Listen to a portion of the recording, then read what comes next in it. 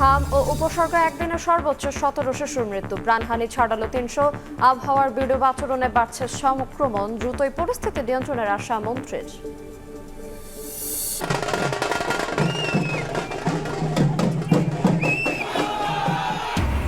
পশ্চিমবঙ্গে ইতিহাস বিজেপির বিধানসভায় 200-র বেশি আসনে জয়, বাংলার কাছে কৃতজ্ঞতা মোদির। গণনায় অনিয়মের অভিযোগ মমতার, সম্পর্কে প্রভাব পড়বে না বলছে ঢাকা। আমার ছেলেরে আমি কোনোদিন কষ্ট দেই, আমার ভাই একটাই দুঃখ। শেষ হলো না পিএইচডি, নিথর দেহে দেশে ফিরলেন যুক্তরাষ্ট্র হত্যা শিকার লিমন। জামালপুরে চিরনিদ্রায় শায়িত, বিচার দাবি বাবার, দ্রুতই আনা হবে বৃষ্টির মরদেহ। হাওড়ে পানিতে তলিয়ে 25,000 হেক্টর জমির পাকা ধান, রোদ না থাকায় নষ্ট হচ্ছে ফসল। 1 লাখ পরিবারকে 3 মাস খাদ্য ও অর্থ সহায়তা দেবে সরকার। এবং ঈদযাত্রায় যানজট কমাতে মহাসড়ক আসছে সিসিটিভির আওতায়। কোরবানির পশুর অবৈধ প্রবেশ ঠেকাতে নজরদারি, চাঁদাবাজি নিয়ন্ত্রণের হুঁশিয়ারি স্বরাষ্ট্রমন্ত্রীর।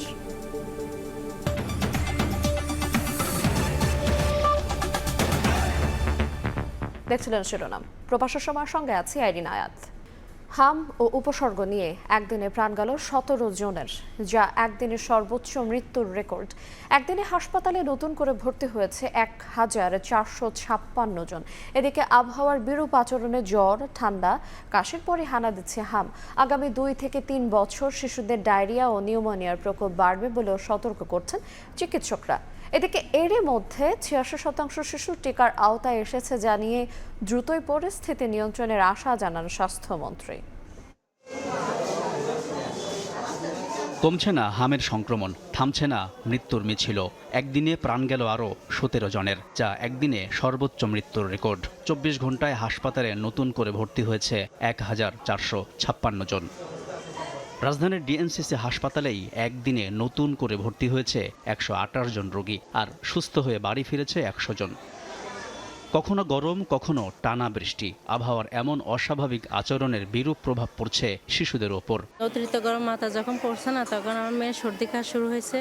এর সাথে জ্বর 18 তারিখ পর্যন্ত আসে যায়, তখন ওষুধ খাওয়ালে চলে যায়, তো আবার আসে। জ্বর অনেক বাড়তেছিল, তারপর র্যাশ দেখা দিচ্ছে, র্যাশ থেকেই একদম হামের মতো হয়ে গেছে। পেট খারাপ ছিল, বমি ছিল, এগুলো ছিল। পরে জ্বরের 5 দিন পর 3 দিন ধরে আজকে রাশগুলো উঠছে।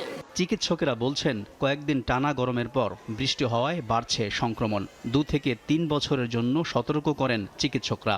বলছেন, পরবর্তী বছরগুলোতে বাড়বে ডায়রিয়া ও নিউমোনিয়ার প্রকোপ। কয়েক বছর ধরে আপনি দেখবেন বাংলাদেশে ডায়রিয়ার রোগী বেড়ে যাচ্ছে প্রচুর, নিউমোনিয়া রোগী বেড়ে যাবে, স্বাভাবিক। কেন এরা সব এই যে প্রায় আমাদের হিসাব অনুযায়ী তো প্রায় হাজার হাজার যে বাচ্চাগুলো আক্রান্ত হচ্ছে, সেই বাচ্চাগুলো ইমিউন সিস্টেম কম, তো এরাই তো একসময় নিউমোনিয়াতে আক্রান্ত হচ্ছে, ডায়রিয়া আক্রান্ত। তো আমাদের কিন্তু সাবধান, সামনে বার্ডেনটা বাড়বে।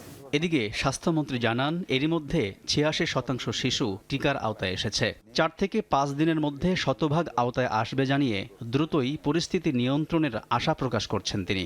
86% কভার করেছি টার্গেটেড ভ্যাকসিনেশন। আরও 4-5 দিন লাগবে আমাদের 100% কভারেজ হওয়ার পরে। You have to give me 3 weeks time অ্যান্টিবডিটা ফর্ম হবে। যেই ডিস্ট্রিক্টগুলি আমরা 4 তারিখে দিয়েছি, 30 জেলা, ওখান থেকে কিন্তু এখন হামের রোগী আসতেছে না বললেই চলে। 12 তারিখে যেটা দিয়েছি ওইটা অনেক কমে গেছে। হামের পাশাপাশি ডেঙ্গু ঝুঁকি সামাল দিতে সরকার প্রস্তুতি নিচ্ছে বলেও জানান মন্ত্রী। We are taking preparation to fight against ডেঙ্গুর জন্য যাতে রোগীদের অসুবিধা না হয়। আলতাফ হোসাইন, সময় সংবাদ, ঢাকা। পশ্চিমবঙ্গে ইতিহাস গড়ল বিজেপি। বিধানসভায় 200-র বেশি আসনে জয় পেল দলটি। ভারতের 5 রাজ্যের বিধানসভা নির্বাচনে 3 রাজ্যেই পরিবর্তন। আসাম, পুদুচেরি ও পশ্চিমবঙ্গ রাজ্যে নিজেদের জয় নিশ্চিত করেছে বিজেপি। অন্যদিকে কেরালা ও তামিলনাড়ুতে পালা বদলের ঘটনা ঘটেছে। সব রাজ্যের চেয়ে পশ্চিমবঙ্গের জয়কে অভূতপূর্ব বিজয় হিসেবে দেখছেন প্রধানমন্ত্রী নরেন্দ্র মোদী। বিস্তারিত সুব্রত আচার্যের রিপোর্টে। এদিন গাড়ি থেকে যখন নামছিলেন নরেন্দ্র মোদী, তার শরীরী ভাষা ও পোশাকের দিকেই নজর ছিল গোটা ভারতের। 5 রাজ্যের মধ্যে পশ্চিমবঙ্গ সহ 3 রাজ্যে গেরুয়া ঝড়। আসাম, পুদুচেরিতে আসন ছিলই, এবার নতুন অধ্যায় পশ্চিমবঙ্গ। আর সেই বাংলা জয়কেই উদযাপন করার জন্য ধুতি পাঞ্জাবি পরে বিজেপির কেন্দ্রীয় দপ্তরে পৌঁছান নরেন্দ্র মোদী।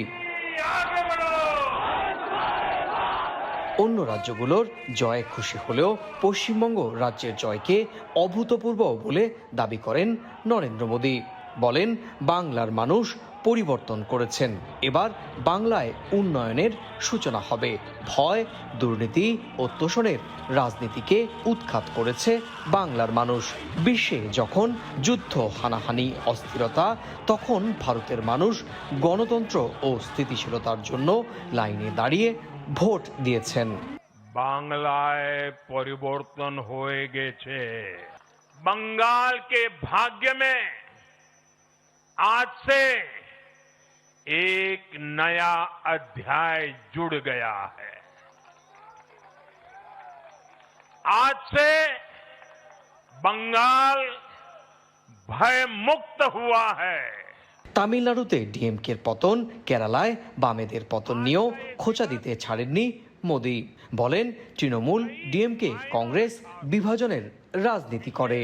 कांग्रेस, टीएमसी और डीएमके को बहनों बेटियों ने सजा दी है। কেরালায় কংগ্রেস জোট সরকার গঠনের পথে, আর তামিলনাড়ুতে অভিনেতা থালাপতি বিজয়ের টিভিকেও জোটগতভাবে সরকার গঠনের পথে। আসামে তৃতীয়বার এবং পুদুচেরিতেও দ্বিতীয়বারের মতো বিজেপি তথা এনডিএ জোট ক্ষমতায় ফিরছে। সুব্রত আচার্য, সময় সংবাদ, ভারত।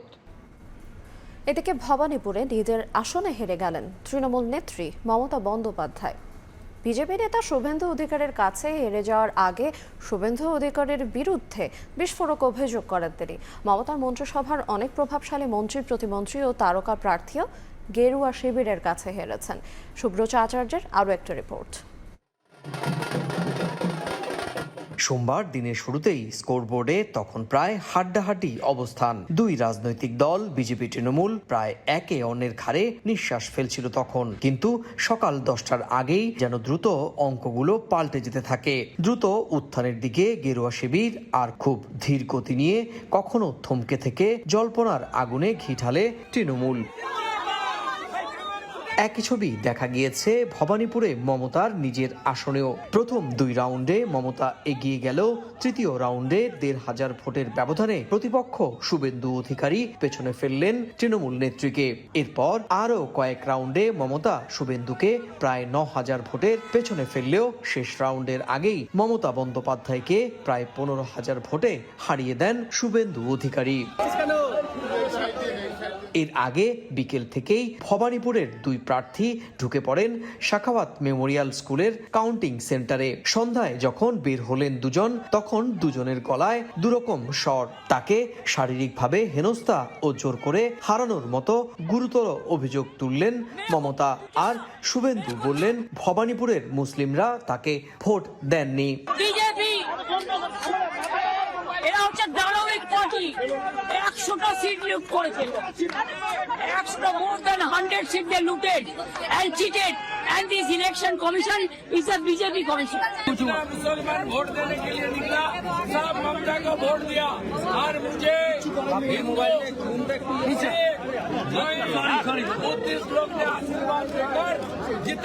মমতা বন্দ্যোপাধ্যায় শুধু নিজে হারেননি, বরং তার মন্ত্রিসভার প্রভাবশালী 6 মন্ত্রী, 2 প্রতিমন্ত্রী সহ প্রায় 9 জন তারকা প্রার্থীও হেরেছেন। এদের মধ্যে রয়েছেন শশী পাঁজা, চন্দ্রিমা ভট্টাচার্য, ব্রাত্য বসু, উদয়ন গুহ, রয়েছেন চলচ্চিত্র পরিচালক রাজ চক্রবর্তী, অভিনেত্রী সায়ন্তিকা বন্দ্যোপাধ্যায়, লাভলি মৈত্র, সঙ্গীত শিল্পী অদিতি মুন্সী, নাট্যকার অর্পিতা ঘোষ সহ আরও বেশ কয়েকজন। সুব্রত আচার্য, সময় সংবাদ, পশ্চিমবঙ্গ, ভারত। গ্রামের বাড়ি জামালপুরে চিরনিদ্রায় যুক্তরাষ্ট্রে হত্যার শিকার বাংলাদেশি পিএইচডি শিক্ষার্থী জামিল আহমেদ লিমন। জানাজায় অংশ নেন শত শত শোকার্ত মানুষ। সন্তান হত্যার বিচার দাবি করে বাবা বলেন, লিমনের মতো আর কারো যেন মর্মান্তিক পরিণতি না হয়। এর আগে শাহজালাল বিমানবন্দরে পরিবারের কাছে মরদেহ হস্তান্তর করে পররাষ্ট্র প্রতিমন্ত্রী, এবং তিনি বলেন, আরেক শিক্ষার্থী বৃষ্টির মরদেহ দ্রুত দেশে ফেরানোর কাজ চলছে। যুক্তরাষ্ট্রের ফ্লোরিডায় পিএইচডি শেষ করে কুরবানি ঈদে বাবা মার বুকে ফেরার কথা ছিল জামিল আহমেদ লিমনের। সময়ের আগেই ফিরলেন লিমন কফিনবন্দি হয়ে চিরঘুমের জন্য। মরদেহবাহী অ্যাম্বুলেন্স জামালপুরে গ্রামের বাড়িতে পৌঁছতেই লিমনের নিথর দেহ দেখতে ভিড় করেন শত শত শোকার্ত মানুষ। বাবা বলেন, বিদেশে উচ্চশিক্ষা নিতে গিয়ে তার সন্তানের মতো আর কারো জন্য এমন মর্মান্তিক পরিণতি না হয়। একই সঙ্গে ছেলে হত্যার বিচার দাবি করেন তিনি। তা আমার গেছে, পৃথিবীর কোনো কিছু দিয়ে তো আর রিকভার হবে না। আমি চাই আমার দেশের আরো অন্যান্য ছেলে মেয়ে যারা ভিন্ন দেশে হোক আর দেশে হোক, সবাই যেন নিরাপত্তার সহিত পড়াশোনা করতে পারে। ওরা যে উচ্চশিক্ষা নিতে গিয়ে আজ তাদেরকে এইভাবে মরতে হইলো, এটা কখনো আশা তো কেউই করে না। কিন্তু আমি চাই যে পিশাচের হাতে এই ঘটনা ঘটছে, সে পিশাচের যেন সর্বোচ্চ শাস্তি হয়। সন্ধ্যায় লালডোবা উচ্চ বিদ্যালয় মাঠে লিমনের জানাজা অনুষ্ঠিত হয়। এতে ঢল নামে সর্বস্তরের মানুষের। পরে পারিবারিক কবরস্থানে তাকে সমাহিত করা হয়।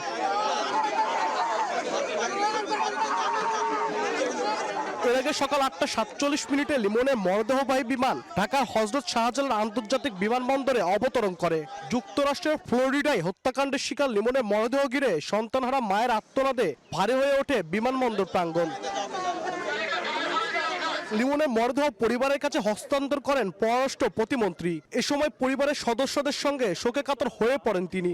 শামা ওবায়েদ জানান, হত্যার সঠিক তদন্ত বিচার নিশ্চিতে যুক্তরাষ্ট্রের সঙ্গে যোগাযোগ রাখছে সরকার। আমাদের বিশ্বাস যে যুক্তরাষ্ট্র সেই তদন্ত কমপ্লিট করবে এবং এই হত্যাকাণ্ডের জন্য যারা দায়ী তাদেরকে শাস্তির আওতায় এনে তাদেরকে উপযুক্ত শাস্তি দেওয়া হবে। বৃষ্টির মরদেহ শনাক্ত করা গেছে এবং তারও সেটাও আমরা যাতে আমরা খুব শীঘ্রই ফেরত আনতে পারি সেই কার্যক্রম চলছে। যুক্তরাষ্ট্রের সাউথ ফ্লোরিডায় 16 এপ্রিল থেকে নিখোঁজ ছিলেন লিমন এবং 24 এপ্রিল তার মরদেহ উদ্ধার করে পুলিশ। একই ঘটনায় নিহত অপর শিক্ষার্থী নাহিদা সুলতানা বৃষ্টির মরদেহ দেশে আনার প্রক্রিয়া চলছে। আব্দুল আউয়াল, সময় সংবাদ। বন্ধ কারখানার বিষয়ে বস্ত্র ও পাট মন্ত্রণালয়ের সঙ্গে বৈঠক করেছেন প্রধানমন্ত্রী তারেক রহমান। সোমবার সকালে সচিবালয়ে মন্ত্রিপরিষদ বিভাগে এই বৈঠক অনুষ্ঠিত হয়। বৈঠকে বস্ত্র ও পাট মন্ত্রী খন্দকার আব্দুল মুক্তাদির, প্রতিমন্ত্রী শরীফুল আলম সহ অংশ নেন সংশ্লিষ্টরা। গেল এপ্রিলে মন্ত্রী জানিয়েছিলেন, বেসরকারি উদ্যোগে 6 মাসের মধ্যে বন্ধ 6টি সরকারি পাটকল চালু করা হবে। পর্যায়ক্রমে বন্ধ বাকি পাটকলগুলো চালু বা ইজারা দেওয়ার কথাও জানিয়েছিলেন তিনি। ঠাকুরগাঁও, বগুড়া সহ পরিত্যক্ত 8টি বিমানবন্দর চালুর সিদ্ধান্ত নিয়েছে সরকার। ঈদযাত্রায় যানজটের ভোগান্তি কমাতে মহাসড়ক সিসিটিভির আওতায় আনা সহ নানা উদ্যোগ নেওয়া হচ্ছে। কোরবানির পশুর অবৈধ প্রবেশ বন্ধে সীমান্তে নজরদারি বাড়ানো সহ চামড়া নষ্ট হওয়া ঠেকাতে ব্যবস্থা নেওয়ার নির্দেশ দেওয়া হয়েছে। ডিসি সম্মেলনের দ্বিতীয় দিনে এসব কথা জানান সংশ্লিষ্ট মন্ত্রীরা। মাঠ পর্যায়ে সরকারের প্রতিনিধি হিসেবে নীতি নির্ধারণ, উন্নয়ন কর্মসূচি বাস্তবায়ন ও বিভিন্ন কার্যক্রম সমন্বয়ের দায়িত্ব পালন করেন জেলা প্রশাসকরা। রাজধানীর উসমানী স্মৃতি মিলনায়তনে ডিসি সম্মেলনের দ্বিতীয় দিনে অর্থ, পরিকল্পনা, কৃষি, খাদ্য, বিমান সহ 16টি মন্ত্রণালয়ের কার্যক্রম নিয়ে নির্দেশনা দেন সংশ্লিষ্ট মন্ত্রী, প্রতিমন্ত্রী ও সচিবরা। পরিত্যক্ত 8টি বিমানবন্দর চালুর সিদ্ধান্তের কথা জানিয়ে পর্যটন খাতের উন্নয়ন পরিকল্পনা বাস্তবায়নে ভূমিকা রাখার নির্দেশ দেন মন্ত্রী, প্রতিমন্ত্রী। বিদেশি আমরা সহায়তা নিয়ে অথবা পিপিপি মডেলে কিছু করার জন্য তাদেরকে আমরা আশ্বস্ত করেছি। প্রত্যেকটা জেলায় কিছু না কিছু পর্যটন স্থান আছে, সেটাকে কিভাবে সংস্কার করা যায়, পর্যটক যারা আসবে তারা যেন নিরাপত্তাহীনতা না ভোগে। সড়ক মন্ত্রী জানান, ঈদে সড়কে যানবাহনের ভোগান্তি কমাতে উদ্যোগ নেওয়া হচ্ছে। মহাসড়ক সিসিটিভির আওতায় আনা হবে বলেও জানান মন্ত্রী। প্রতিবন্ধকতা আছে, চ্যালেঞ্জ আছে, সমাধান একেবারে এখনই সেরকমও না। সামর্থ্যের মধ্যে শতভাগ সমর্থন, মানে কিভাবে সফল হওয়া যায় এই চেষ্টাতে আমাদের কোনো ঘাটতি নেই। অগ্রাধিকার ভিত্তিতে জাতীয় মহাসড়কগুলিকে সিসি ক্যামেরার আওতায় নিয়ে আসা, এরপর আঞ্চলিক মহাসড়কগুলি, এরপর হচ্ছে জেলা মহাসড়কগুলি পর্যায়ক্রমে আমরা আনতে পদক্ষেপ নিয়েছি।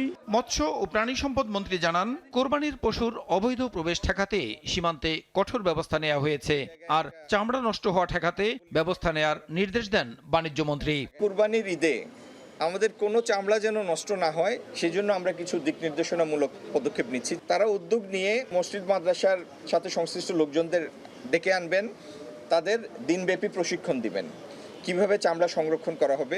আশা করি আগামী দিনে বর্ডার দিয়ে নতুন করে কোনো গরু আসবে না, গরুর মৃত্যু না, তবে গরুর শর্ট পড়ারও কোনো সম্ভাবনা নেই। এদিন দেশের প্রত্নতাত্ত্বিক স্থাপনা রক্ষণাবেক্ষণ এবং পাঠাগার সংস্কারে ডিসিদের নির্দেশনা দেন সংস্কৃতি মন্ত্রী।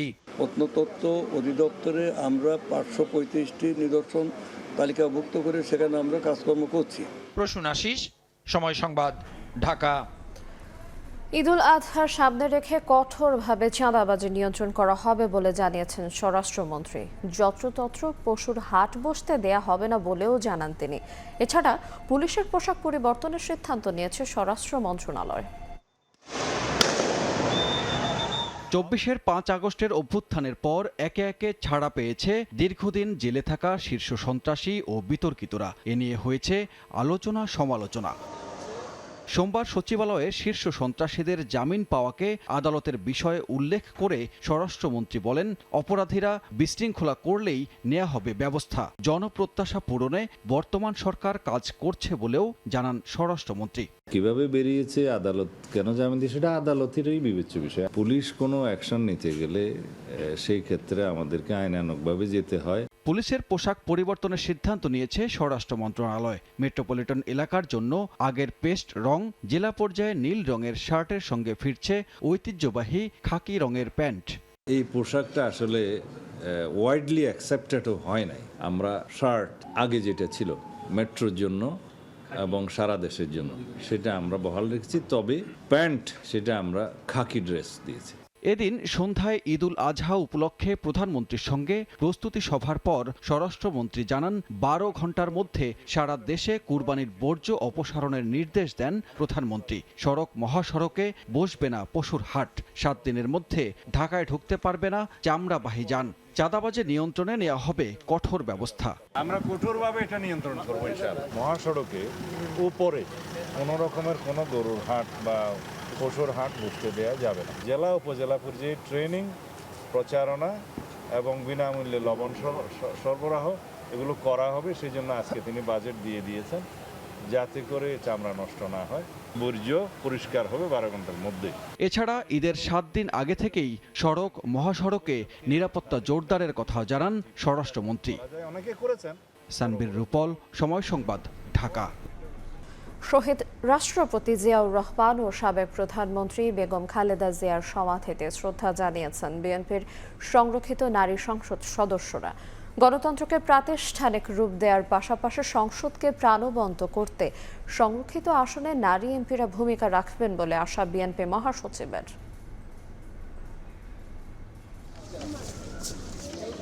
সোমবার দুপুরে রাজধানীর জিয়া উদ্যানে শহীদ রাষ্ট্রপতি জিয়াউর রহমান এবং প্রয়াত প্রধানমন্ত্রী বেগম খালেদা জিয়ার সমাধিতে শ্রদ্ধা নিবেদন করেন সংরক্ষিত আসনের নারী সংসদ সদস্যরা। পরে গণমাধ্যমে নিজেদের কর্মপরিকল্পনা তুলে ধরে সংরক্ষিত আসনে সোমবার দুপুরে রাজধানীর জিয়া উদ্যানে শহীদ রাষ্ট্রপতি জিয়াউর রহমান এবং প্রয়াত প্রধানমন্ত্রী বেগম খালেদা জিয়ার সমাধিতে শ্রদ্ধা নিবেদন করেন সংরক্ষিত আসনের নারী সংসদ সদস্যরা। পরে গণমাধ্যমে নিজেদের কর্মপরিকল্পনা তুলে ধরে সংরক্ষিত আসনে নারী সংসদ সদস্যরা দেশের উন্নয়ন এবং সাম্য ও ন্যায় বিচার প্রতিষ্ঠার অঙ্গীকার ব্যক্ত করেন।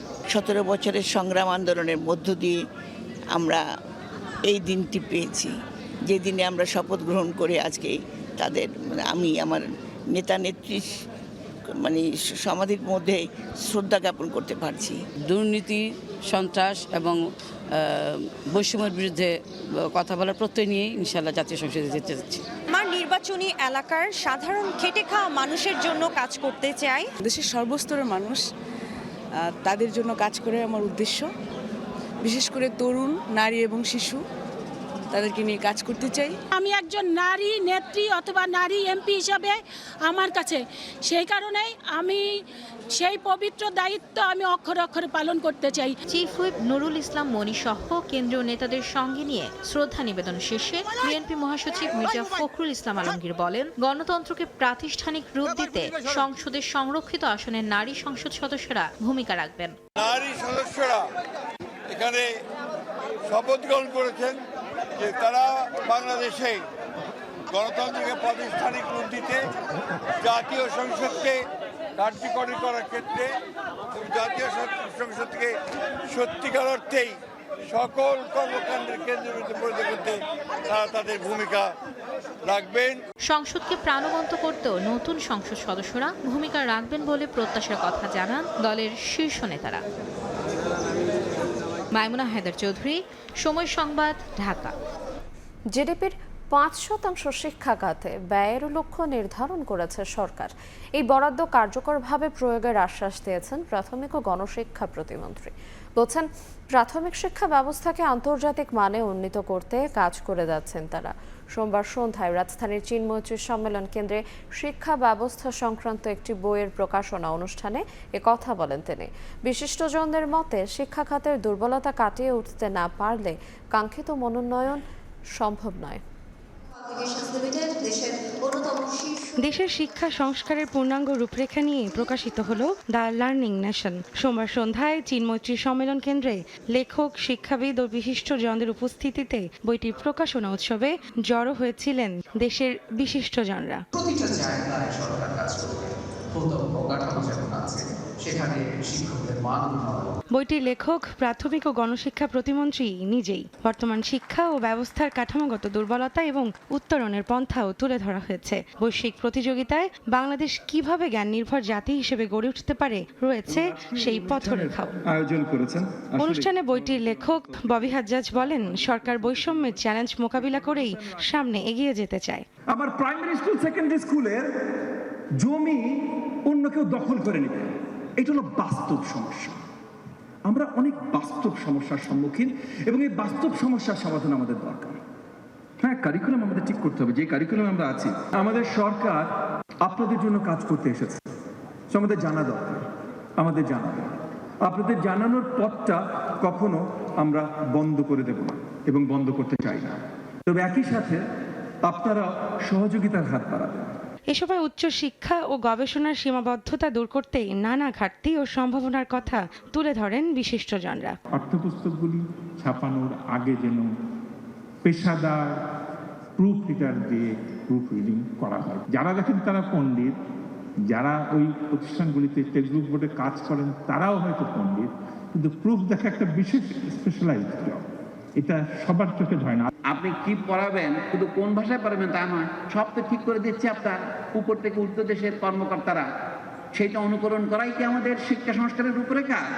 ওখানে WFP প্রজেক্ট শেষ হয়ে গেছে, সরকার ওটা বন্ধ করে দিয়েছে। বাংলাদেশের শিশুদের আমরা জিঙ্ক বিস্কুট দুটো ফোর্টিফাইড বিস্কুট খাওয়ানোর মতো ক্ষমতা রাখি না। ওই দেশে তাহলে কিভাবে আমরা বসবাস করি, এটা আপনি বলেন, নিজের পয়সা দিতে পারি না। সরকার জিডিপির ৫% শিক্ষা খাতে ব্যয়ের লক্ষ্য নির্ধারণ করেছে। বরাদ্দের এই অর্থ কার্যকরভাবে প্রয়োগ করা হবে, আশ্বাস প্রতিমন্ত্রী ববি হাজ্জাজের। এই বছর হয়তো পারবো না, তবে আগামী কয়েক বছরের ভিতরে মাননীয় প্রধানমন্ত্রী পরিষ্কার করেছেন ইলেকশন ম্যানিফেস্টোতে যে আমরা সেটা নিয়ে আসবো। রৌনক নিয়ন্তা, সময় সংবাদ, ঢাকা।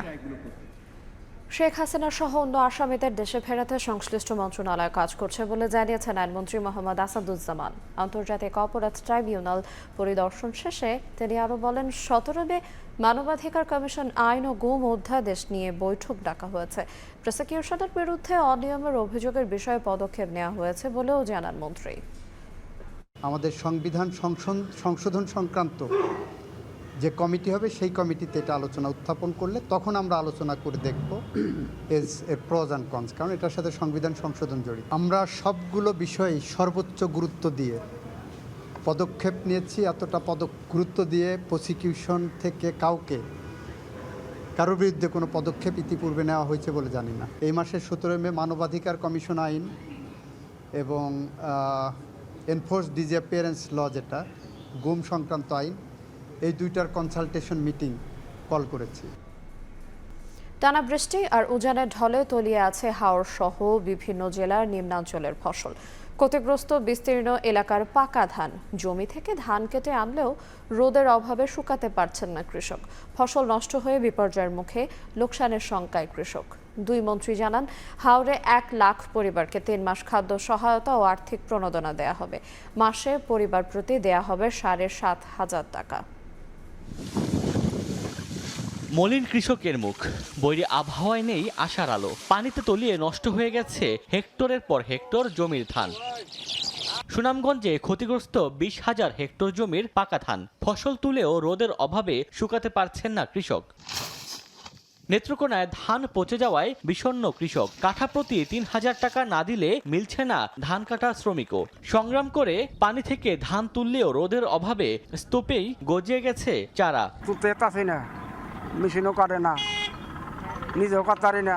ব্রাহ্মণবাড়িয়ার নাসিরনগরের হাওরে বাড়ছে পানি, তলিয়ে প্রায় 300 হেক্টর জমির পাকা ধান। কৃষকের অবস্থা খুব খারাপ, অবস্থা বেশি ভালো না।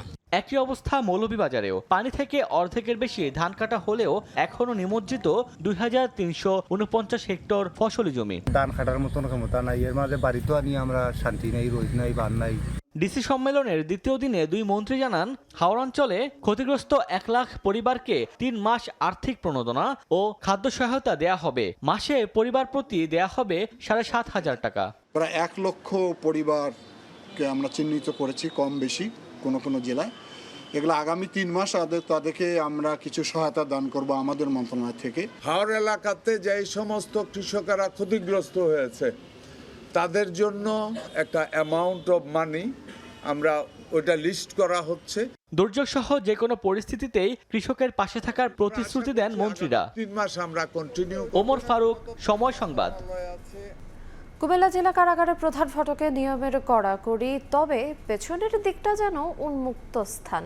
একপাশে কুমিল্লা কেন্দ্রীয় কারাগার, অন্য পাশে ব্যস্ত নগরের সড়ক। মাঝখানের জায়গাটি এখন বিরোধের কেন্দ্র। সীমানা প্রাচীর কোথায় হবে সেই প্রশ্নের মুখোমুখি সরকারি 2 পক্ষ। ইশতিয়াক আহমেদের রিপোর্ট।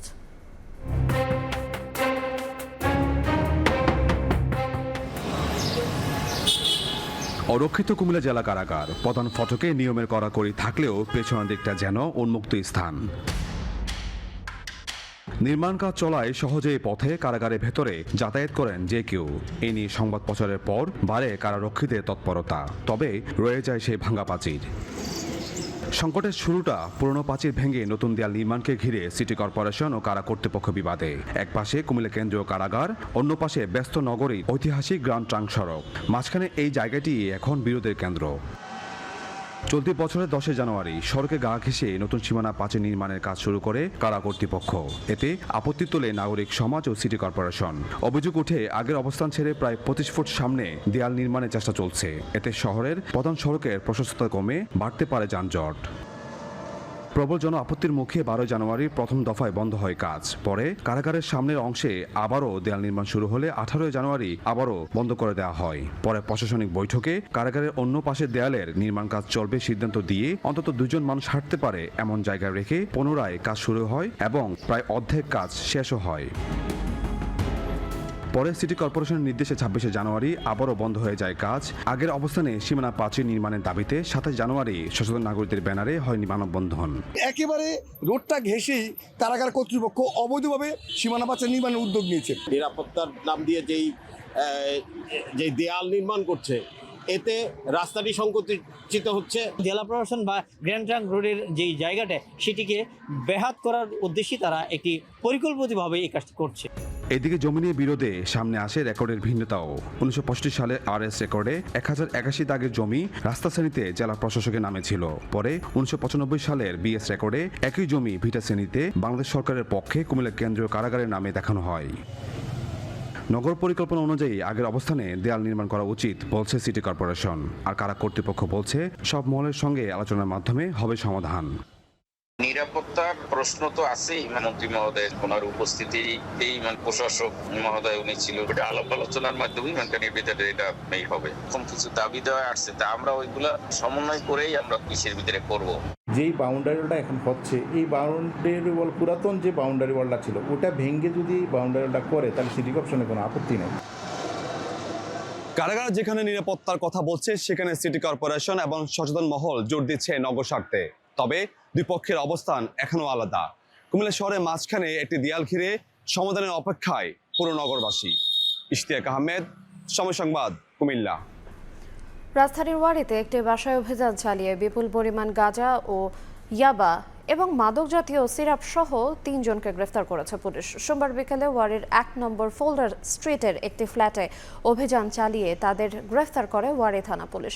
এ সময় 30 কেজি গাঁজা এবং 1400 পিস ইয়াবা উদ্ধার করা হয়। এছাড়া নেশা জাতীয় মাদকদ্রব্য 92 বোতল চকো ডিএক্স এবং 8 বোতল এসকাফ জব্দ করা হয়। অভিযানে মাদক কারবারের সঙ্গে জড়িত থাকার অভিযোগে আব্দুল করিম সহ 2 নারীকে গ্রেফতার করেছে পুলিশ। ইটভাটায় মাটির নিচে মিলল 30 কোটি টাকা মূল্যের ক্রিস্টাল মেথ ও ইয়াবা সহ পিস্তল ও গুলি। কক্সবাজারের টেকনাফে এক বিশেষ অভিযানে ইটভাটার মাটির নিচ থেকে এসব মাদক ও বিদেশি অস্ত্র উদ্ধার করেছে নৌবাহিনী। আটক করা হয়েছে একাধিক মালামাল এবং আসামিকেও।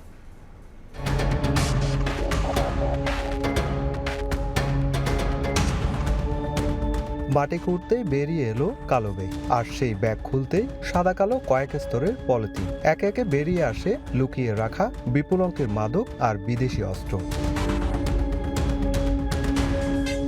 সোমবার ভোরে এই বিশেষ অভিযান চালায় নৌবাহিনী। এ সময় টেকনাফের আলীখালী এলাকার একটি ইট ভাটায় তল্লাশি চালানো হয়। উদ্ধার হয় বিপুল পরিমাণ মাদক ক্রিস্টাল মেথাইস ও ইয়াবা, যার বাজার মূল্য অন্তত 30 কোটি টাকা।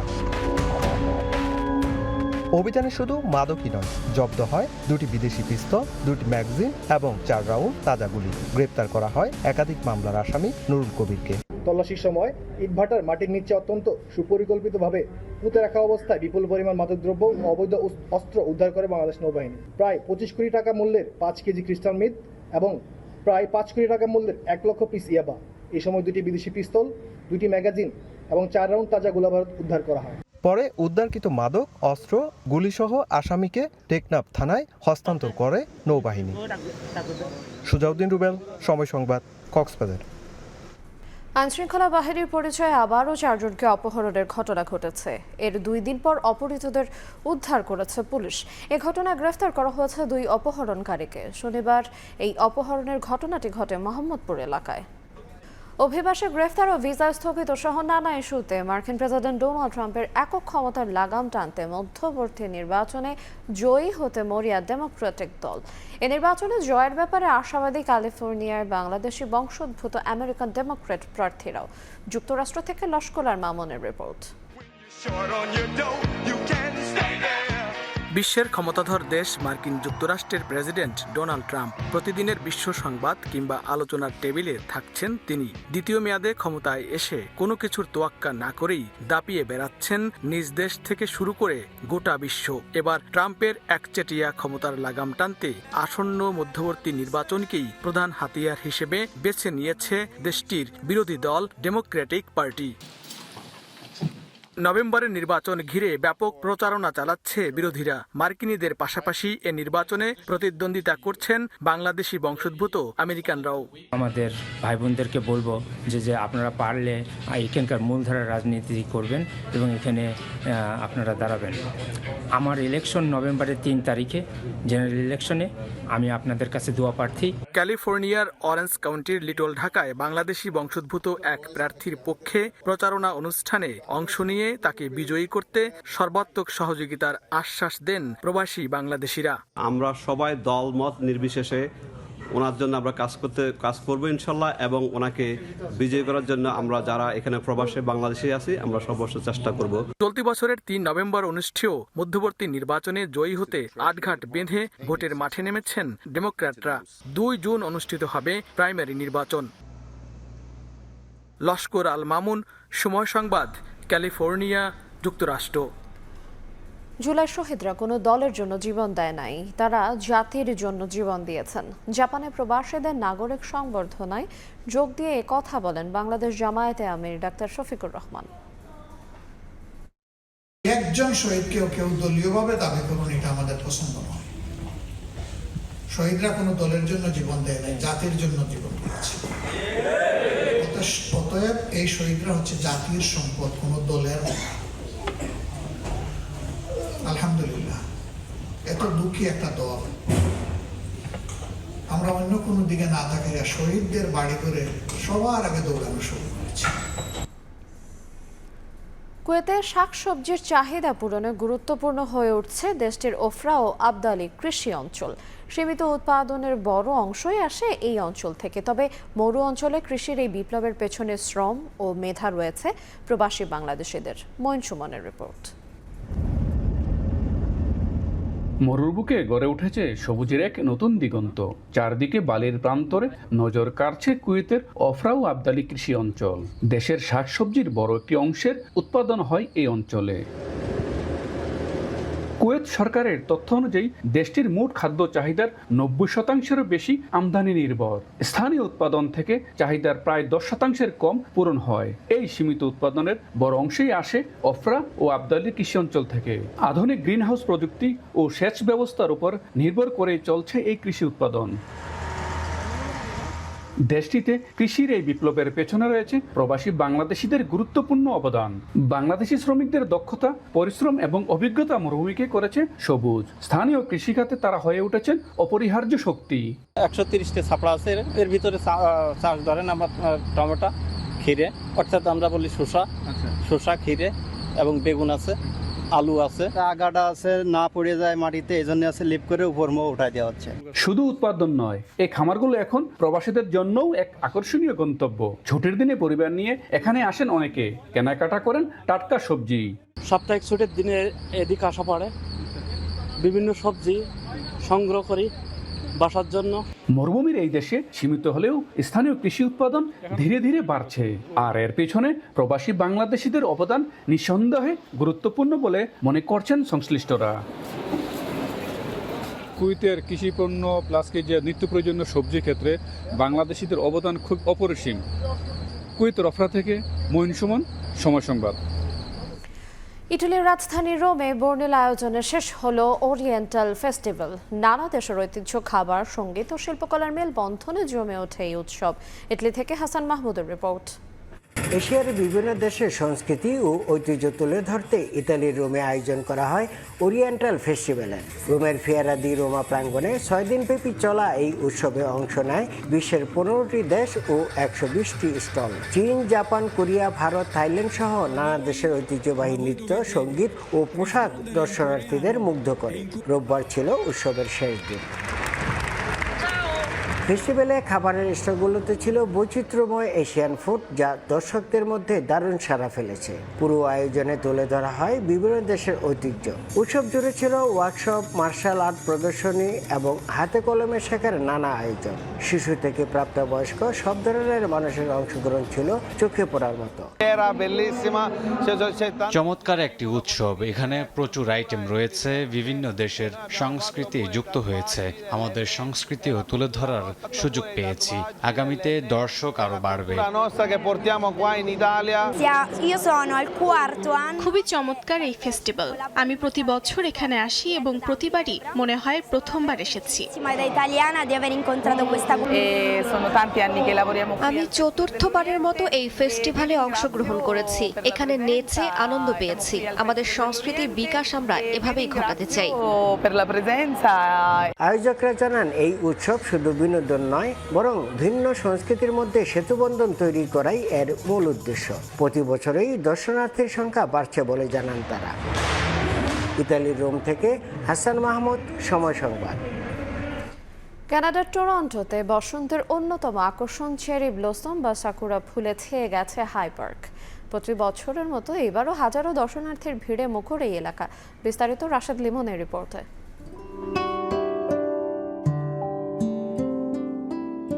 সাদার সাথে গোলাপি আভা, যেন ক্যানভাসে রং তুলির আঁচড়। ডালে ডালে ছেয়ে আছে সাকুরা, একটুখানি হাওয়া এসে দিয়ে যাচ্ছে দোলা। প্রথম দেখায় মনে হবে জাপানের কোনো শহরে জানান দিচ্ছে বসন্ত এসে গেছে।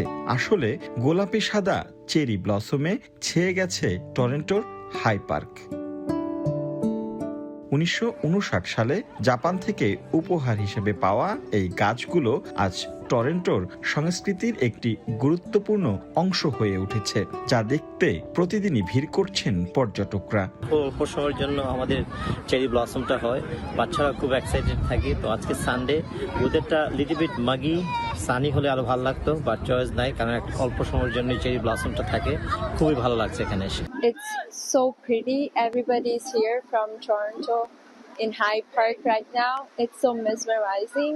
আবহাওয়া অনুকূলে থাকলে এই ফুলের সৌন্দর্য স্থায়ী হয় মাত্র 5 থেকে 7 দিন। তাই এই সময়টিকে বলা হয় পিক ব্লুম। যখন সবচেয়ে বেশি ফুল ফোটে তার সৌন্দর্য যেন চোখে ধরে না। এমন সময় তৈরি হয় নানান দেশের নানান বেশের মানুষের এক মিলন মেলা। হাইড পার্কে আসলে এই প্রথম ফ্যামিলি নিয়ে আসা খুবই ভালো লাগছে। চমৎকার পরিবেশ, এত মানুষ, নানান দেশের নানান রকম মানুষ, আর এত বিউটিফুলি অর্গানাইজড। খুবই চমৎকার, খুবই চোখে দেখতে ভালো লাগে। সবাই কানাডাতে অপেক্ষা করে এই সময়টার জন্য যে চেরি ব্লসম হবে, সবাই মিলে খুব আনন্দ করব, ছবি তুলবো। দর্শনার্থীদের ফুল না ছেঁড়া, গাছের ক্ষতি না করা আর ভিড় এড়াতে গণপরিবহন ব্যবহারের নির্দেশনা দিয়েছে নগর কর্তৃপক্ষ। এই শুভ্রতা যে শুদ্ধতা ছড়ায় তাতেই বিমোহিত হয়ে হাজারো পর্যটক প্রতি বছর সামিল হন এই পার্কে। প্রকৃতির নীরব এই উৎসব যেন জানান দেয় সৌন্দর্য ক্ষণিকের হলেও তার রেশ থেকে যায় দীর্ঘদিন। রাশেদ লিমন, সময় সংবাদ, টরন্টো, কানাডা। বসন্ত আর গ্রীষ্মের সন্ধিক্ষণে শীতের দেশ সুইডেন নানা রঙের ফুলে সেজে উঠেছে দেশটি। টিউলিপ, চেরি সহ বিভিন্ন মৌসুমী ফুলে প্রকৃতিতে ফিরে এসেছে প্রাণ চাঞ্চল্য। সুইডেন থেকে বিস্তারিত জানাচ্ছেন শফিউল আলম। নানা রঙের ফুলে সেজেছে সুইডেন। সাদা গোলাপি চেরি ফুলের সাথে ফুটতে শুরু করেছে রঙিন টিউলিপ সহ বিভিন্ন প্রজাতির মৌসুমী ফুল। গাছপালায় ফিরে এসেছে সবুজের ছোঁয়া, আর চারপাশে দেখা মিলছে পাখিদের উড়াউড়ি। পার্ক, বাগান আর শহরের রাস্তার পাশে ফুলের সমারোহ মুগ্ধ করছে সবাইকে। এই মুহূর্তে বসন্ত আর গ্রীষ্মের সন্ধিক্ষণে রয়েছে দেশটি। রাজধানী স্টকহোম সহ সুইডেনের বিভিন্ন শহরে বসন্তের এই রূপ নিয়ে এসেছে ভিন্ন মাত্রা। অনেকে পরিবার পরিজন নিয়ে ঘুরছেন আর ক্যামেরাবন্দি করছেন রঙিন মুহূর্ত। যখন এই দেশে প্রচন্ড পরিমাণ ঠান্ডা পড়ে তখন সুইডেনটা যেন তার সমস্ত সৌন্দর্য নিয়ে বরফের চাদরে ঘুমিয়ে থাকে। আর এই বসন্তকাল আসলেই মনে হয় যেন সুইডেন তার সমস্ত সৌন্দর্য নিয়ে জেগে ওঠে। যেদিকেই তাকাবেন শুধু সবুজের সমারোহ। আসলে সুইডেনের এখনকার যে পরিবেশ, এটা আসলে ভাষায় প্রকাশ করার মতো না। যেন দেখলে মনে হবে যেন কোনো শিল্পীর রং তুলিতে আঁকা একটা ছবির মতো শহর এখন সুইডেনটা। আর এই সময়টা আমরা বাঙালিরা অনেক বেশি উপভোগ করি। নানা রঙের ফুলে ভরে ওঠা এই সময়ে সুইডেন প্রকৃতি প্রেমীদের জন্য বাড়তি আকর্ষণ তৈরি করেছে। শফিউল আলম, সময় সংবাদ, সুইডেন। এদিকে দক্ষিণ কোরিয়ায় শুরু হয়েছে টিউলিপ উৎসব। তেয়ান টিউলিপ ফেস্টিভ্যাল এবার ধরা দিয়েছে সম্পূর্ণ নতুন আঙ্গিকে। 180টারও বেশি প্রজাতির প্রায় 30 লাখ টিউলিপের সুবিন্যস্ত সারি যেন প্রকৃতির ক্যানভাসে আঁকা এক জীবন্ত চিত্রকর্ম। মোহাম্মদ হানিফের রিপোর্টে বিস্তারিত। টিউলিপ যেন প্রকৃতির এক নিপুণ শিল্পকর্ম। লাল টিউলিপের ভালোবাসার ভাষা, হলুদের আনন্দের হাসি, আর সাদা যেন বয়ে আনে শান্তির এক নির্মল বার্তা। দক্ষিণ কোরিয়ায় বসন্ত এলেই শুরু হয় টিউলিপ উৎসব। কয়েক লাখ টিউলিপ একসাথে সাজিয়ে সৃষ্টি করা হয় চোখ ধাঁধানো দৃশ্য। সুংসুং প্রদেশের তিয়ান শহরে অনুষ্ঠিত এই ফেস্টিভ্যাল বিশ্বের সেরা 5 টিউলিপ উৎসবের একটি। এবারের বিশেষত্ব হলো এটি তিয়ান আন্তর্জাতিক উদ্যানতত্ত্ব নিরাময় এক্সপোর সাথে যৌথভাবে ও জাঁকজমকপূর্ণভাবে উদযাপিত হচ্ছে। বিশ্বমানের স্বীকৃতিপ্রাপ্ত এই উৎসবটি এবার 1,15,000 বর্গমিটারের এক বিশাল নতুন ভেন্যুতে আয়োজিত হচ্ছে। নজিরবিহীন এই বড় পরিসরে রয়েছে নজরকাড়া থিম ভিত্তিক বাগান, যা পর্যটকদের নিয়ে যাচ্ছে এক স্বপ্নের জগতে। স্থানীয়দের সাথে প্রবাসী বাংলাদেশিরাও ভিড় করছেন চোখ জুড়ানো সৌন্দর্য দেখতে। টিউলিপ ফেস্টিভ্যালে প্রথম আসলাম, তো এটা হচ্ছে কোরিয়াতে অনেক বড় কয়েকটা ফেস্টিভ্যালের মধ্যে একটা।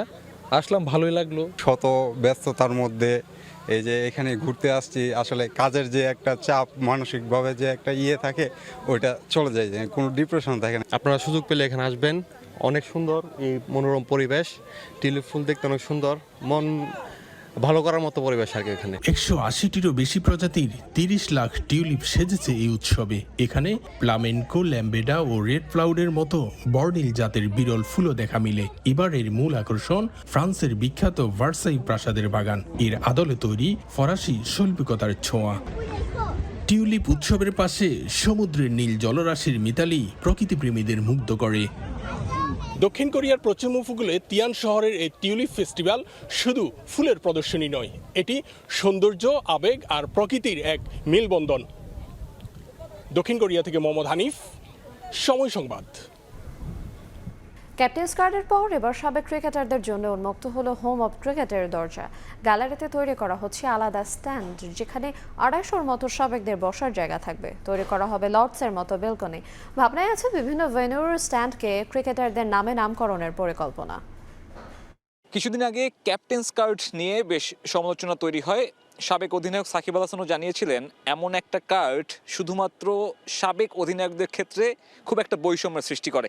তামিম ইকবাল হয়তো সেই কথাটা শুনেছেন। আমার পেছনে যে সংস্কার পর্ব দেখছেন, তড়িঘড়ি করে যে কাজ নেওয়া হয়েছে, সেখানে আসলে সকল সাবেক ক্রিকেটারদের জন্য এক অনন্য ব্যবস্থা করতে যাচ্ছে বিসিবি। বর্তমান অ্যাডহক কমিটির সিদ্ধান্তে এখানে প্রায় 250 সাবেক ক্রিকেটাররা ম্যাচের দিন বিনামূল্যে প্রবেশ করতে পারবেন। শুধুমাত্র প্রবেশ করতে পারবেন না, এখানে একটা লাউঞ্জের ব্যবস্থা করা হবে। সেখানে আসলে সেই সাবেক ক্রিকেটার যারা আসলে দেশকে নানান সময়ে নানানভাবে সার্ভ করেছেন, তাদের জন্য একটা বিশেষ ব্যবস্থা রাখা হবে, যেখানে এসে তারা আসলে ভালো একটা মুহূর্ত কাটাতে পারবেন। বিসিবি অ্যাডহক কমিটির প্রধান তামিম ইকবালও আসলে তেমনটাই আশাবাদ করছেন। তাদের জন্য একটা ফিক্সড জায়গা হয়ে গেল, ওনারা আসবেন, ওনারা এসে ওনাদের দলকে সাপোর্ট করবেন, খেলা দেখবেন। মাঝে মাঝে যখন খেলা থাকবে না, তখন এসে এখানে গল্প করবেন, কফি খাবেন, ব্যালকনিতে বসবেন, মাঠের ভিউ এনজয় করবেন। এটা ওনারা ডিজার্ভ করেন। আর আমি মনে করি যে এই জিনিসটা হওয়া খুব দরকার, আর এটা অনেক আগে হওয়া উচিত ছিল, বাট ফর সাম রিজনস এটা হয়নি। বাট এটা দিয়ে আমরা স্টার্ট করছি। ক্রিকেটের মানুষ ক্রিকেটারদের ভাবনা মাথায় রেখে নিতে যাচ্ছেন আরও বেশ কিছু উদ্যোগ।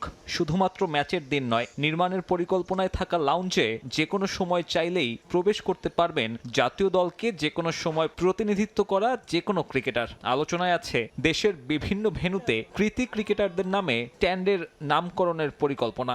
We have to be very careful যে আমরা কাকে কাকে ওই নামগুলো সম্মান দিচ্ছি, বিকজ একটা নাম দিয়ে দিলাম, আরেকজন কষ্ট পাইলো, তো হয়তোবা যখনই যারই নাম দিই কেউ না কেউ এটা নিয়ে একটা অবজেকশন থাকতেই পারে। তো এটা নিয়ে আমরা প্ল্যান করছি যে আসলে কোন ফরম্যাটে যাব, হোম টাউনে হোম প্লেয়ারদের নাম দিব না ন্যাশনাল স্টেডিয়ামে ন্যাশনাল প্লেয়ারদের নাম দিব। আবার কিছু এখানে অর্গানাইজার্স আছেন, তাদের বাংলাদেশ ক্রিকেটে ম্যাসিভ কন্ট্রিবিউশন, তাদেরও নাম থাকা উচিত আমি মনে করি। তবে তামিমের জন্য দায়িত্বটা সহজ নয়। সামাজিক মাধ্যমে সমালোচনা আর হাসি ঠাট্টার পাহাড়। সাম্প্রতিক সময়ে তার নেয়া কিছু উদ্যোগ প্রশংসাও কুড়োচ্ছে, যদিও সাবেক টাইগার অধিনায়ক এসব নিয়ে মাথা ঘামাচ্ছেন না। আমাদের দেশে একটা জিনিস খুব ভালো, যে আপনার মানুষ অপছন্দ করতে পারেন, বাট আপনি কাজ অপছন্দ করেন না। আপনি যদি ভালো কাজ করেন, মানুষ আপনাকে এমনি অ্যাপ্রিসিয়েট করবে। দ্যাট ইজ, আমি ওটা নিয়ে একদমই বলি না। অ্যাডহক কমিটির মেয়াদ আর মাসখানেক, এরপর দায়িত্ব চালিয়ে যেতে চাইলে নির্বাচনে জিততে হবে তামিম ইকবালের। সাব্বির মিথুন, সময় সংবাদ, ঢাকা। প্রবাসী সময়ের পর্যায়ে শীর্ষ সংবাদগুলো জানিয়ে দেব আর একবার। হামু উপসর্গে একদিনে সর্বোচ্চ 17 শিশুর মৃত্যু, প্রাণহানি ছড়ালো 300। আবহাওয়ার বিরূপ আচরণে বাড়ছে সংক্রমণ, দ্রুতই পরিস্থিতি নিয়ন্ত্রণের আশা মন্ত্রীর।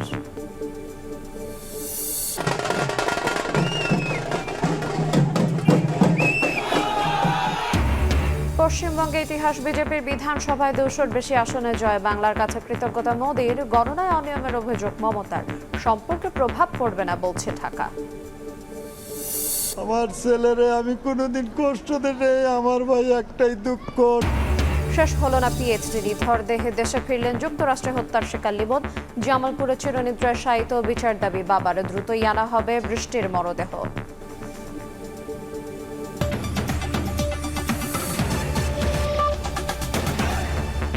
এই ছিল প্রবাসের সময়, সঙ্গে থাকুন সময়ের।